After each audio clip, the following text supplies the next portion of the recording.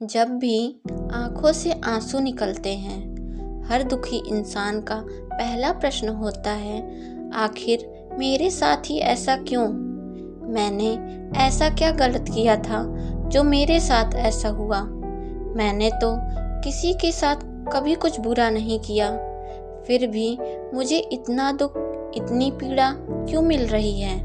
आखिर मेरा दोष क्या है? जब भी इंसान दुखी होता है, उसके मन में, मस्तिष्क में पहला प्रश्न यही होता है। अनेक बार ऐसा होता है कि हम अपना पूरा जीवन खंगाल कर देख लेते हैं, लेकिन हमें अपना एक भी दोष नजर नहीं आता। अतीत की पूरी यात्रा करने पर भी हमें हमारे प्रश्नों के उत्तर नहीं मिलते। इन प्रश्नों का उत्तर में जाने हम कहाँ कहाँ भटकते हैं। कई बार ऐसा भी होता है कि कई सज्जन पुरुष अपना पूरा जीवन धर्मपूर्वक करते हुए भी दुख भोगते हैं। यह सब देखकर मन में सहज ही सवाल उठता है, हे भगवान, आपके दरबार में इतना अत्याचार क्यों? जब हमने कोई बुरा कर्म किया ही नहीं तो फिर हमें इतना दुख क्यों? भगवान, आप हमारे साथ ऐसा क्यों कर रहे हैं?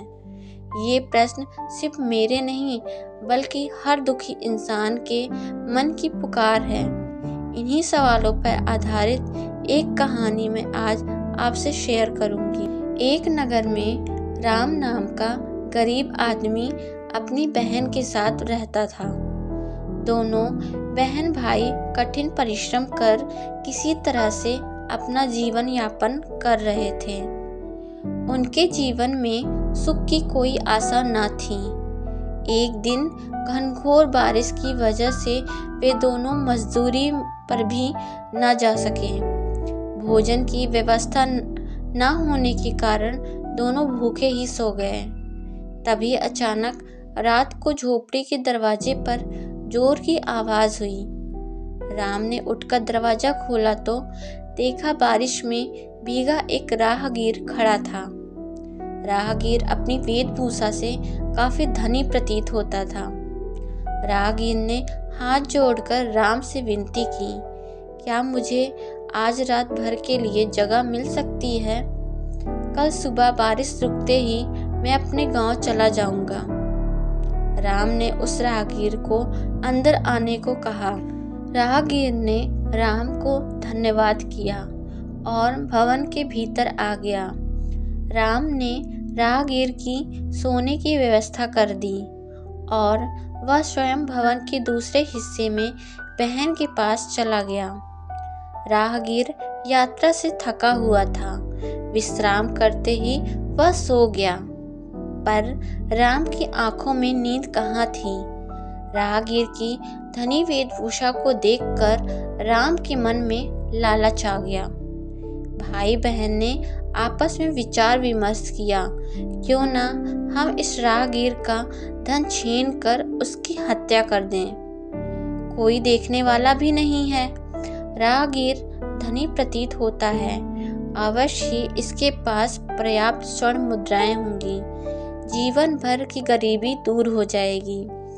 बहन भी लालच में आ गई और भाई बहन ने मिलकर रात में सोए हुए उस राहगीर की हत्या कर दी। राहगीर की तलाशी लेने के बाद उनके हाथ 100 स्वर्ण मुद्राएं लगी। धन पाकर दोनों बहुत खुश थे। उस धन से राम ने अपना व्यवसाय आरंभ किया। धीरे धीरे अपने व्यवसाय में सफलता पाते हुए शहर के जाने माने धनी लोगों में शामिल हो गया। इसी बीच एक दिन उसकी बहन व्याधिग्रस्त होकर स्वर्ग सिधार गई। कुछ और समय बीतने पर राम ने अपना विवाह किया। विवाह के पश्चात एक पुत्र की प्राप्ति हुई। पुत्र बहुत ही सद्गुणी और विनयशील था। राम और उसकी पत्नी का जीवन तो मानो उस पुत्र को पाकर धन्य हो गया था।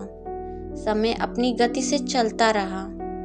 अपने पुत्र को युवा देखकर राम ने अपने पुत्र का धूमधाम से विवाह कर दिया और नववधू घर में आ गई।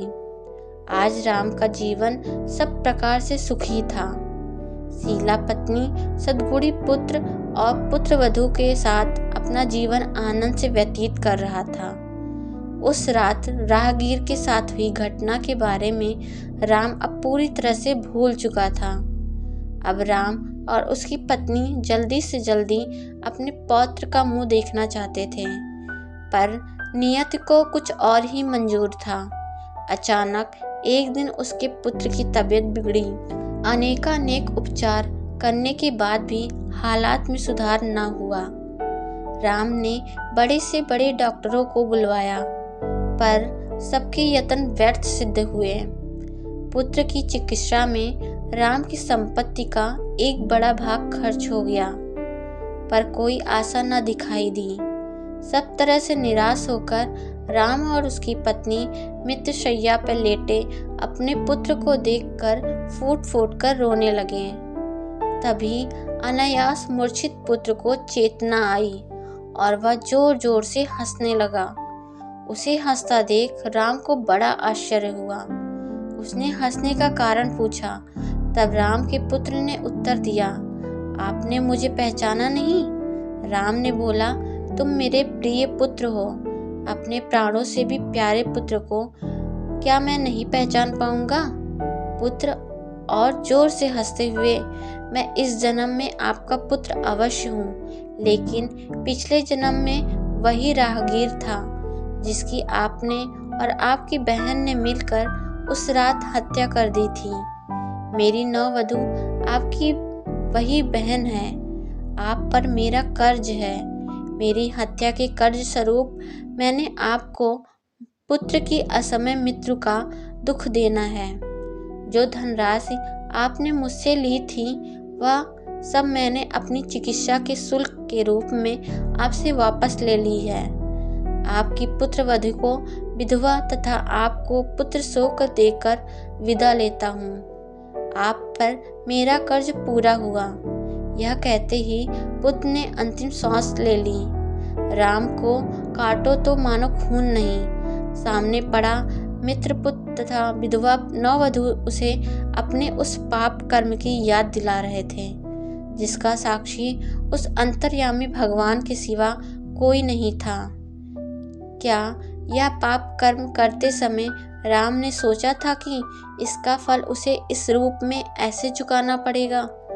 हम सब राम की भांति अपने कर्मों से अनजान अपने दुखों का ढींगरा उस अंतर्यामी भगवान पर फोड़ते रहते हैं। गीता में भगवान श्री कृष्ण ने कहा है, जीवन में सुख दुख किसी अन्य के दिए नहीं होते। कोई दूसरा मुझे सुख दुख देता है यह मानना व्यर्थ है। कहते हैं ना, भगवान के दरबार में कोई गलती नहीं होती है। हर कर्म का साक्षी भगवान स्वयं है। इस संसार में मनुष्य के सभी सुख दुख उसके अपने ही कर्मों का फल है।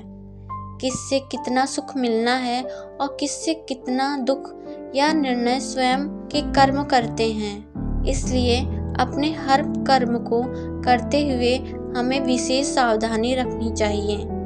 रहीम ने कहा है, कर्म की गठरी लाद के जग में फिरे इंसान, जैसा करे वैसा भरे, विधि का यही विधान। दोस्तों, आपको यह कहानी कैसी लगी कमेंट करके जरूर बताएं।